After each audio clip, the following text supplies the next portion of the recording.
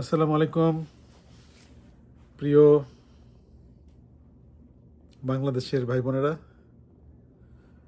বাংলাদেশ নিয়ে আজকে কথা বলবো একটু। সিলেটে বাংলাদেশের যে নতুন দল, ছাত্র যুব সমাজের দল এনসিপি, ওদের কোনো প্রোগ্রামে দেখলাম যে সরকারি দলের হামলা, তারপরে সরকারি কি বলবো প্রশাসনের ধাক্কাধাক্কি, জিনিসটা আমার কাছে একটু ব্যাখ্যা মনে হলো আর কি। হ্যাঁ, যেহেতু একটা সরকার অনেকদিন পরে একটা গণতান্ত্রিক জনগণের প্রতিনিধিত্বকারী সরকার গঠন হয়েছে সেখানে, এবং সংসদের ভিতরে একটা অনেকটাই বোঝা যায় যে তারা মোটামুটি নিজেদের মধ্যে একটা ভালো আন্ডারস্ট্যান্ডিং নিয়ে সংসদ চলতেছিল আর কি। হ্যাঁ, তো এখন এই এনসিপির পেছনে আমি মনে করি না যে তারেক রহমানের দল এরকম সিরিয়াসলি লাগবে। এটা আমার কাছে একটু ব্যাখ্যা মনে হচ্ছে। আমার কাছে কেন যেন মনে হয় যে এটার পিছনে আরেকটু কিছু আছে আর কি। হ্যাঁ, বাংলাদেশের এই 2024 সালের যেই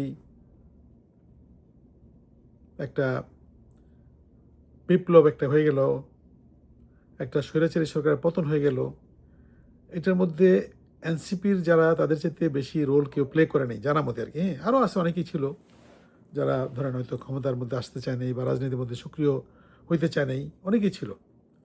ইভেন আমি বলবো যে আমি বাইরে বিদেশে ছিলাম, যে আমিও ছিলাম এর মধ্যেই। হ্যাঁ, যে ঠিক আছে, জনগণের অধিকারের জন্য তাদের পাশে আমি থাকি। এবং হয়তো কেউ বলতে পারে যে ভাই আপনি এটা আবার কি ক্রেডিট নেওয়ার চেষ্টা করতেছেন? না ভাই, ক্রেডিট নেওয়ার কোনো কিছু না।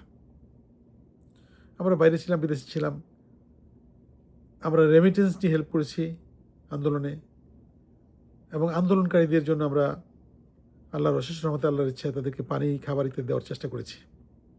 তো যাই হোক, আন্দোলনে বাংলাদেশের সমস্ত লোক নেমে এসেছিলেন, শুধুমাত্র এনসিপি না। হ্যাঁ, এনসিপি একটা ভাইটাল রোল প্লে করেছিল তখন, অসাধারণ একটা রোল প্লে করেছিল এনসিপির অনেক নেতৃবৃন্দ, এটা অস্বীকার করার কোনো উপায় নেই। তো এখন দেখেন, বাংলাদেশের প্রায় 2000 মানুষকে খুন করে,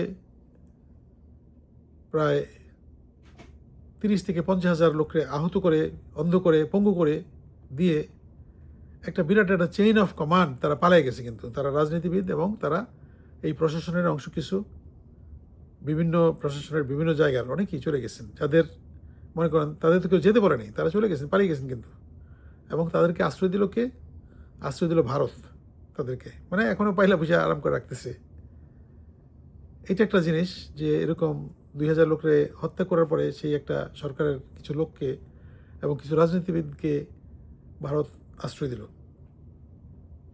আবার কি হলো, আরেকটা ইয়ং একটা ছেলে, একটা ইয়ং একটা ছেলে, যে তার একটা মুক্তির স্বাদ নিয়ে সে ইনকিলাব মঞ্চ করেছিল, এবং অত্যন্ত জ্ঞানী এবং গুণী একটা ছেলে, যোগ্যতা ছিল অনেক, রাজনীতিতে অনেক ভালো করতে পারতো, সমাজের দেশের অনেক উপকার করতে পারতো বেঁচে থাকলে।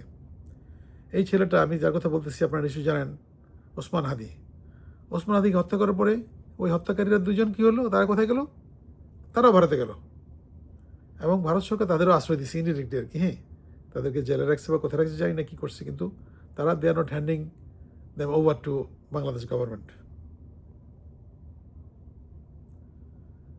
তো এখন বাংলাদেশে ধরেন একটা ইলেকশনের পরে আরেকটা ইলেকশন করা যেমন আমাদের পক্ষে সম্ভব না, একটা ইলেকশন হয়ে গেছে, আবার 5-7 বছর কি বলে 5 বছর ওয়েট করতে হবে আবার একটা নির্বাচন, কারণ একটা নির্বাচন অনেক ব্যয়বহুল, সেটা তো প্রচুর টাকা খরচ একটা নির্বাচনে, তাই না?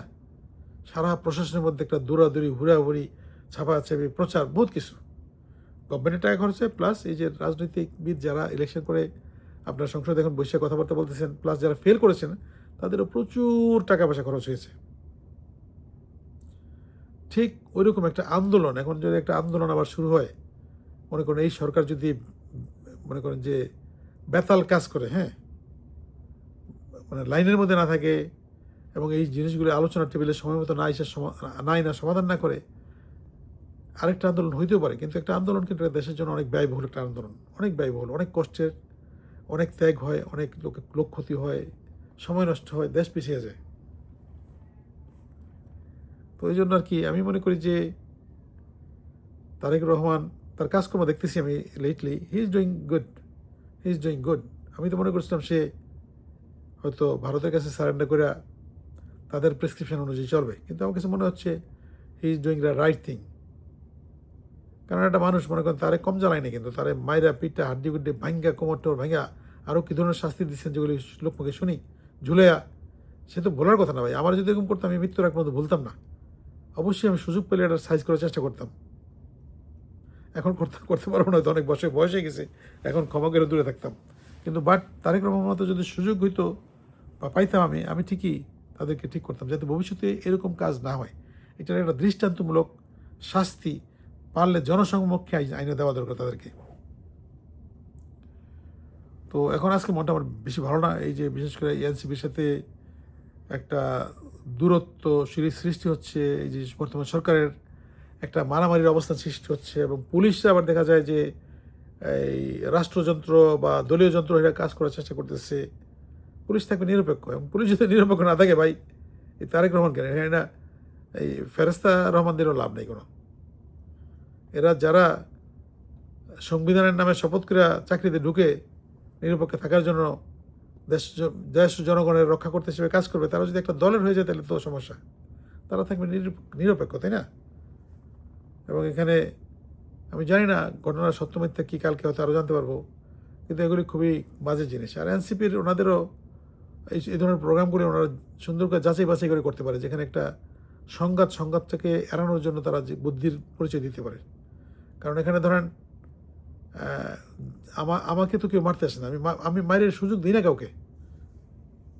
আমার সাথে অনেকে ধরেন আমার কথাবার্তা হয়, তর্ক হয়, কিন্তু আমি কাউকে এমন কোনো সুযোগ দিই না যে আমার গায়ে হাত তুলবে, কেউ মারামারি করবে। কারণ আমি যদি মারামারি করতে না চাই কারোর সাথে, কে আমার সাথে করবে, তাই না? তো এই পরিস্থিতি থাকা দরকার তাদের। তারা একটা ইলেকশন করেছে, ইলেকশনের পরে তারা সংসদে আসছে, এখন তারা কাজ করবে জনগণের জন্য, দেশের জন্য। তাদের এখানে যদি দলের জন্য কাজ করা শুরু করে সবাই, আমি মনে করবো এটা একটা নির্বুদ্ধিতা। আপনারা দেশটাকে একটা পর্যায়ে আনেন, রাজনীতি তো করবেনই, যেহেতু আপনারা পেশা হিসেবে নিয়েছেন, রাজনীতি করতে হবে, ওইটাই করে চলতে হবে আপনাদের।